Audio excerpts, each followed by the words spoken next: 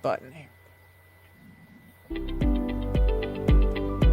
You're listening to Evergreen Media Network. I am Cindy Schwartz, and this is the Patient Partners Show. Jeannie Roller and I are talking about healthcare issues. Today, it happens to be one of my issues, Jeannie. This is how you and I honestly got into it to begin with because of things that happened to us, and we couldn't believe it. We've said this many times, you and I both.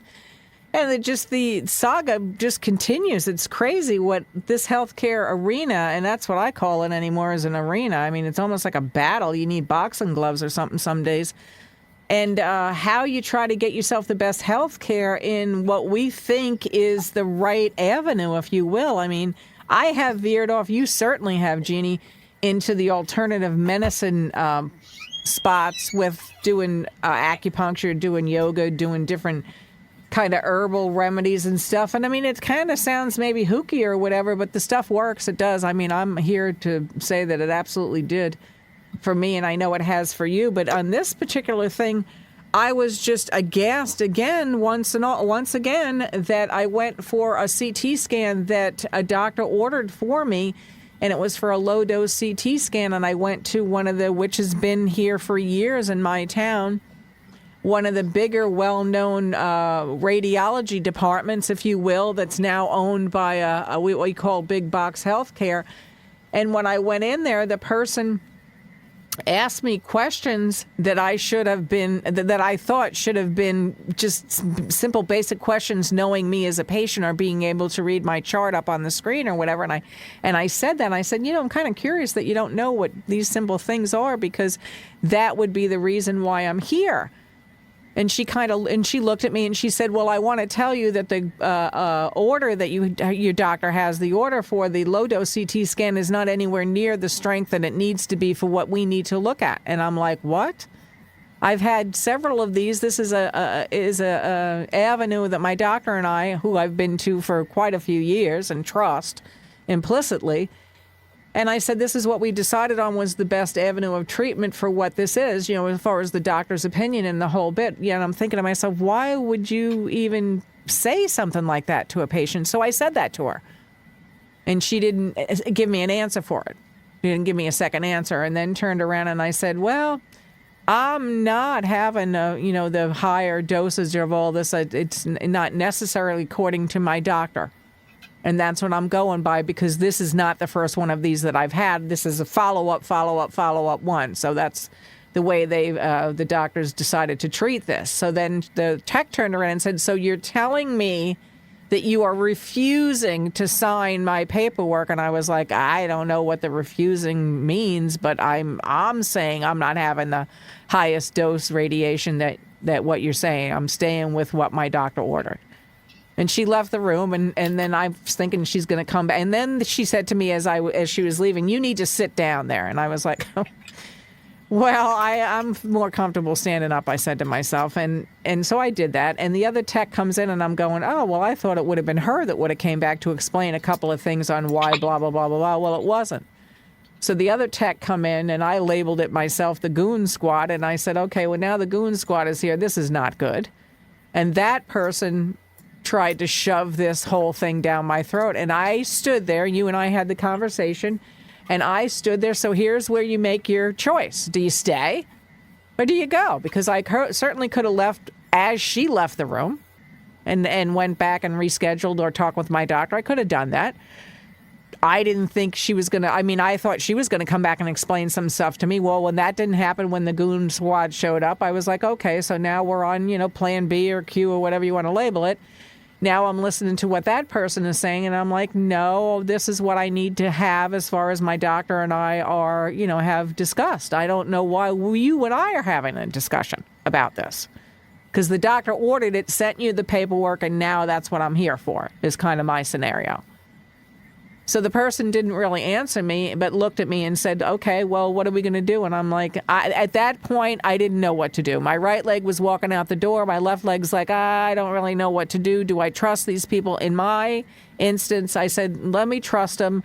I really kind of want to have this test today. There's some other things happening. I want to know what the, what the go-around is, and I want to get it done and over with. I had already rescheduled it once or twice and didn't have time to do it, to reschedule it a third time. So I did it. I stayed there and I did it. And it was, really quick and whatever. I don't know what the dosage was that I got. The text said to me, well, you'll know what the dosage is because you can read the megahertz or whatever they're called on the report. And I said, right, that's after the fact. So you've already given me the test then. So, there's no chance in saying I want low dose because you've already given it to me. So that's a moot point. So I stayed there and I took it. And as I was leaving, he said, well, good luck with everything. And I'm like, well, it really isn't about luck. It's about trying to get good care.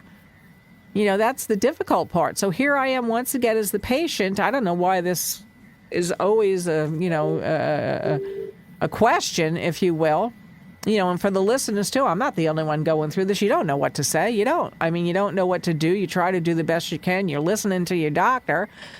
And, fingers crossed, I got the low dose. I haven't received, so this was last week. I think it was last Monday or Tuesday or something, when this airs like a week later or whatever, that I got what the doctor sent me in there for. I don't know. I haven't gotten any results back yet. And I'm kind of curious about that because usually the results come a little bit quicker than that. But I am just saying once again, why is big box facilities allowed to, I don't want to use the word coerce, but point, push, whatever, argue a patient into something that their own doctor didn't order?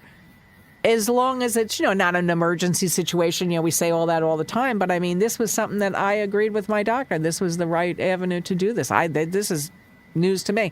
So I did talk about it. I did, tell the people whatever, and I did call my own doctor and say, by the way, I don't know what happened. So the doctor did call me back and say, well, we're going to follow up with this. I haven't heard back yet. It's only been a couple of days. So we'll see what that answer is because they didn't know either. My doctor's office was absolutely shocked that what they were sending me over there for was, being argued against or whatever. I don't get it, Jeannie. So, I know you have your opinions about it too. I probably should have walked out. I didn't. I stayed. I don't feel bad that I stayed, but we'll see what happens. Yeah. Well, a few things. The person was a tech, meaning she wasn't an MD that was telling you that she was going to override your doctor's orders. Mm-hmm. In what world does a tech have more knowledge than an MD? Right. Yeah. The second thing, Cindy, is your insurance had pre-approved you for a certain test. Right. Yeah. Would that affected how they paid? You don't really know that. I don't. Because no. On most of these forms going in, you sign that you'll be responsible for whatever your insurance company does not pay. You sign that. Yeah. I hadn't thought about that. You're right, Jeannie. Yeah. And, we talked off air and, about trust. I don't trust any of them from what happened to my husband. You said that at some point you have to trust them. For me. I do because I've had really good care by other ones. So therefore, I'm on the seesaw. You know what I mean? I've put myself back in the system, not to interrupt you, but I do trust other ones because I've had phenomenal care with other people. It's just certain ones that we can't say the names. I want to say the name of where this happened, but I can't. And so I avoid that at all costs, but this particular thing, I would never have thought this. If I would have thought this was going to happen, I would have never showed up that day. It's just ongoing with this big box healthcare. And it's just every time I come in contact with this, these are the things that happen. I don't know if it's coercion. I don't know what word to use. I'm not a doctor. I'm not a lawyer. I don't know what word to use.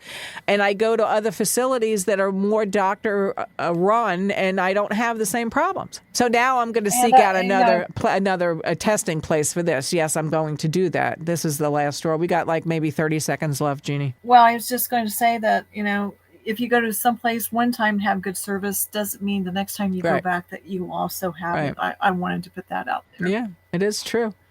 It is true.